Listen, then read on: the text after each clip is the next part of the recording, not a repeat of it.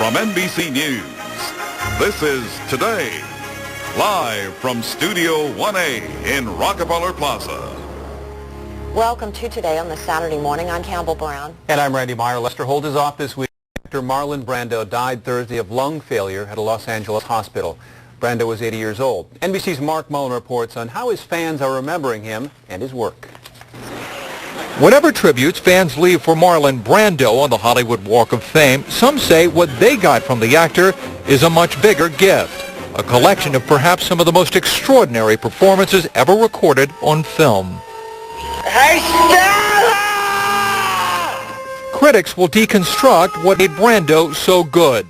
He allowed his conflicts, his secrets, his inner nature to be seen there on screen. But what is in agreement, Marlon Brando's acting was so raw, so real, and so convincing. Listen, baby, when we first met you and me, you thought I was common. Well, I'll write to you, I was common as dirt. You don't understand. I could have had class. I could have been a contender. I could have been somebody. Instead of a bum, which is what I am. Are you an assassin? I'm a soldier. You're neither. Brando was so good he had the ability to take an ordinary line in a script I'm going to make him an offer he can't refuse. and make those few words iconic in film history. The ability to be intense and powerful. I never wanted this for you. I worked my whole life. I don't apologize to take care of my family. And I refused to be a fool. Without raising his voice. Marlon Brando was born in the Depression to alcoholic parents in Nebraska. He grew up rebellious, difficult, and talented, later becoming among the first of the so-called method actors taught to draw on personal experiences instead of traditional play acting when interpreting a role. Not those cats. Brando once complained he'd given away too much of himself on film, and he became reclusive. Privacy fueled by tragedy in his life, the conviction of a son in another man's death, and the suicide of a daughter. Whatever controversy did surround Marlon Brando, he never seemed to lose respect as an independent actor who did things his way and never conformed to Hollywood standards. Brando gave back his Oscar for The Godfather to protest the treatment of Native Americans. He even parodied his Mafia Don role in the movie The Freshman. I want to hear this.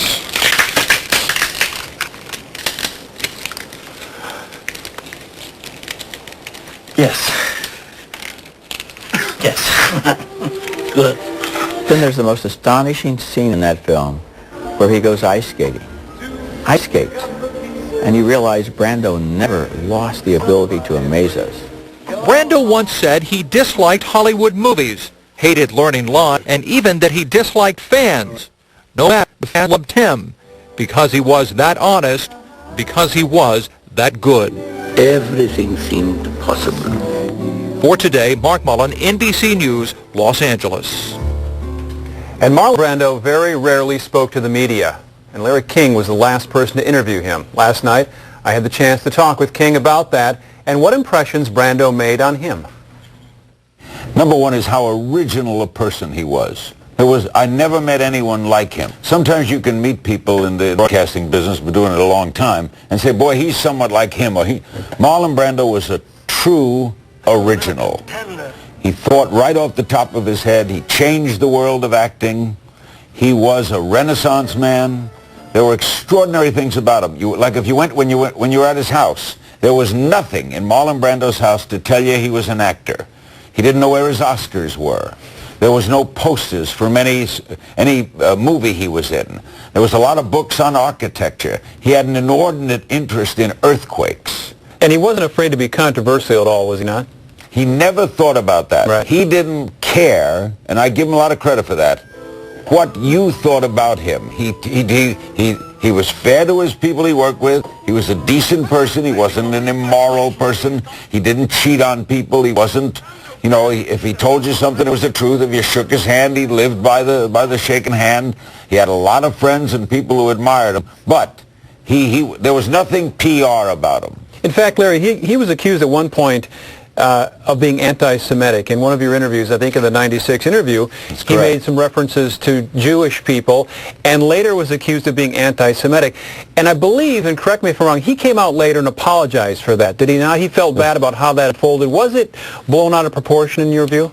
Way out of proportion and out of context. What he said that night on this show, right on this set, was that there are so many Jews in position of power in Hollywood that they should be doing more about forgotten people and other minorities. And he singled out people like the late Lew Wasserman, who was alive then. Well, he meant that. Marlon Brando was very close to many Jewish people. Marlon Brando knew almost complete Yiddish. He had no prejudice in his bones about anything. Larry, there was, of course, that famous kiss, that Brando kiss, planted one right on you. Let's take a listen to that, and then I'll have you respond afterward. All right. When the chapel bells ring out. Gonna make him an offer he can't refuse. Darling, goodbye. Goodbye. Larry, what was going on in your head after that? I was totally shocked. I mean, I know he loved to sing. When we first met, he picked me up in a car at the hotel I was staying at. Before I lived in Los Angeles, I was staying at the Wilshire, and he picked me up, and we took a drive and sang songs in the car. He loved songs. He would have loved this new Cole Porter movie, The Lovely. He would have sat there and sang songs with it. So at the end of the interview, he said, let's sing a song. So we started to sing a song, and then he looked at me, and I did a little takeoff on him, on The Godfather, and suddenly, out of nowhere, he kisses me on the lips. But that was no one's ever done that to me before or since. One of the things, I read through the transcript of the interview, one of the things that jumped out at me was at one point he said, you know what, I think you asked him why acting, and he said, I went into acting because it was the only job that paid well enough for me to figure out what I was really going to do with my life. A lot of irony in that, considering he ended up being one of the best world-renowned actors ever. And the man who changed acting the most. When you talk to other actors, American actors, who was the best? They, to a man and a woman, will say Brando. He changed it. He changed the way people approached acting. But at the end, he didn't take himself seriously at all. In fact, he told me once, Randy, he said, if someone would just pull up a car to my house twice a year and leave me $5 million, I'll never act again. Part of my conversation with Larry King on actor Marlon Brando. Now back to Campbell. Randy, thanks.